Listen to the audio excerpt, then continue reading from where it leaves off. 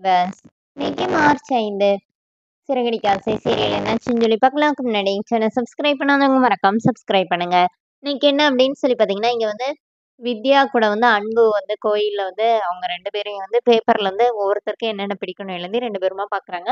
அப்ப சில விஷயம் மட்டும் செட் ஆகல அப்படின்னு சொல்லிட்டு, அப்ப நம்ம வந்து அட்ஜஸ்ட் பண்ணிக்கலாம் அப்படின்னு சொல்லிட்டு 2 பேரும் பேசினோனே, இருங்கங்க அடுத்து என்ன பண்ணணும் அப்படின்னு சொல்லிட்டு கேட்குறாரு. இருங்க என் மனசாட்சி கிட்ட கேட்டு சொல்றேன்னு சொல்லிட்டு வித்யா ஓரமா ஓடி போய் மீனாக்கு கால் பண்றாங்க. கால் பண்ணி, "மீனா நெக்ஸ்ட் வாட்ஸ் நெக்ஸ்ட்?" அப்படின்னோனே, "என்னங்க அடுத்து என்னங்கன்னோனே," "இல்ல எனக்கு புரியல" அப்படின்னு மீனா சொல்றாங்க. இந்த மாரி நீங்க எழுத சொன்னீங்களா, அது மாரி நாங்க எழுதிட்டோம் அப்படிங்கிற மாரி எல்லா விஷயத்தையும் சொன்னோனே, இப்ப மீனா என்ன சொல்றாங்கன்னா, "உடனே லவ்வ சொல்லக்கூடாதுங்க. அவர் சொல்லட்டும் வெயிட் பண்ணுங்க. அவர் கொஞ்ச நாள் பின்னாடியே சுத்தட்டுமே. அதுவும் நல்லா தானே இருக்கும்." அப்படின்னோனே, "பாத்தீங்களா எனக்கு இது கூட தெரியலங்க" அப்படின்னு சொல்லிட்டு மீனா வச்சுட்டு வித்யா வந்து இவர்கிட்ட வந்து என்ன சொல்றாங்கன்னா, "வாங்க சாமி கும்பிட போலான்னோனே." "ஏங்க நீங்க எதுவுமே சொல்லவே இல்லையேங்க. உங்க மனசாட்சிட்ட இன்னும் கொஞ்சம் நல்லா கேட்டுட்டு வாங்களேன்னோனே." "ஐய்யய்யோ! மனசாட்சியெல்லாம் தொந்தரவு பண்ணக்கூடாது. அது பூ கட்டிட்டு இருக்கணும்னே." "என்னங்க சொல்றீங்க?" "ஐயோ! வாங்க சாமி கும்பிட போலான்னு" சொல்லிட்டு கூட்டு போறாங்க. இங்க என்ன ஆகுதுன்னா, ஸ்ருதியோட அம்மா வந்து வீட்டுக்கு வராங்க. வீட்டுக்கு வந்தவங்க வந்து இந்த மாரி, "என் பொண்ண இப்படி நீங்க வேலைக்கு அனுப்பி நீங்க வந்து காசு சம்பாதிப்பீங்க." அப்படின்னு சொல்லிட்டு அவங்க பாட்டுக்கு இஷ்டத்துக்கு பேசுறாங்க. அப்புறமா அண்ணாமலை வந்து, "இங்க பாருங்க எதுவும் புரியாம பேசாதீங்க.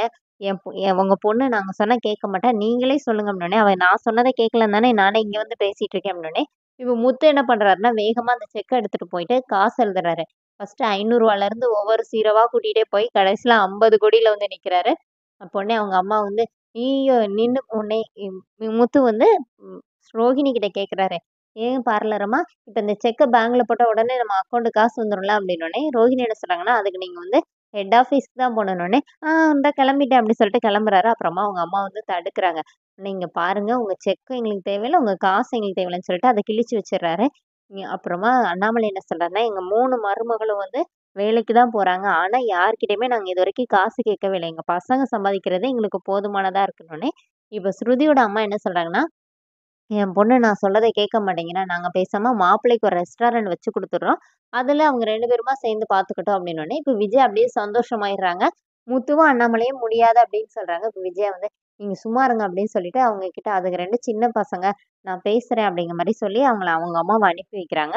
இங்க என்ன ஆகுதுன்னா, மறுபடியும் கோயில்ல வந்து சீதாவும் அந்த சாரி அருண் அவரும் வந்து மீட் பண்றாங்க. அப்போ சீதா வந்து வித்யாவ வந்து கோயில்ல பார்த்துட்டு, ஐய்யய்யோ! இவங்க இங்க என்ன பண்றாங்கன்னு சொல்லிட்டு, அர்ச்சனை தட்டு வாங்கிட்டு வரேன்னு சொல்லிட்டு அங்கருந்து ஓடிர்றாங்க. இப்ப அந்த அந்த டிராஃபிக் போலீஸும், அன்பும் ஃப்ரெண்டா இருக்காங்க.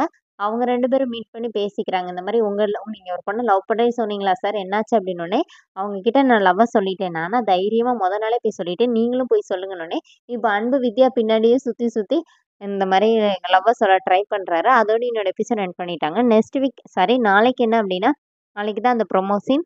அவரு மணி வந்து ஃபோன் பண்றத வந்து மீனாவும், முத்துவும் கேட்டுட்டு, இந்த வாய்ஸ் எங்கேயோ கேட்ட மாரி இருக்கேன்னு சொல்லிட்டு டவுட் ஆகுறாங்க. அதோட என்னோட எபிசோட் எண்ட் பண்ணியிருக்காங்க. தேங்க்